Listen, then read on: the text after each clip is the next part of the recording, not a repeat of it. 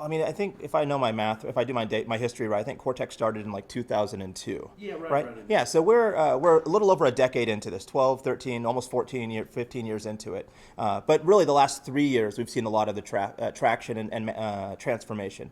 I think in the next 3 to 5 years, we'll see even more. And if I project out a decade or 2 decades, or what the next generation is going to inherit, Cortex in this district, and really St. Louis as a whole, will be a very different place than we experience today. We will have, there will be people living within Cortex that live in one building, walk across the street and work at another building, hop on a Metrolink to fly out of town to go on vacation and then fly back. And they may never own a car.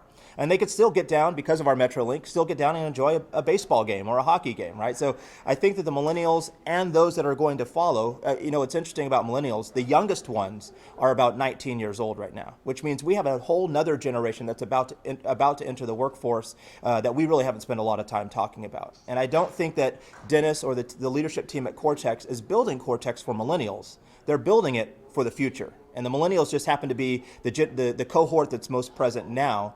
But we can't build something for just the now, right? This is a generational, life-changing venture that we're all embarking on.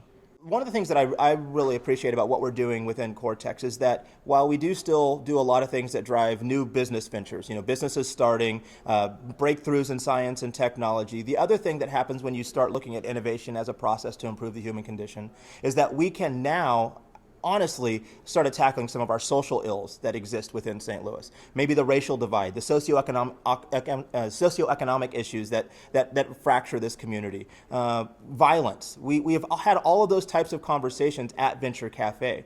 I tell people that we're going to be successful if more people start sentences with these 5 words. In what ways can we? Right? So if there are social challenges, in what ways can we use innovation to solve that? In what ways can we make sure that kids have a better educational environment? In what ways can we get more guns off the street or make sure that people live in safe neighborhoods? That's what I think we're building within Cortex. Yes, people think of it as entrepreneurship and new businesses being started, but I really believe that we're changing the way we think in St. Louis, that we're changing the mindset, that we're making people more hopeful and more willing to explore things that could involve risk, but also involve great reward, which is a better place to live in an improved human condition.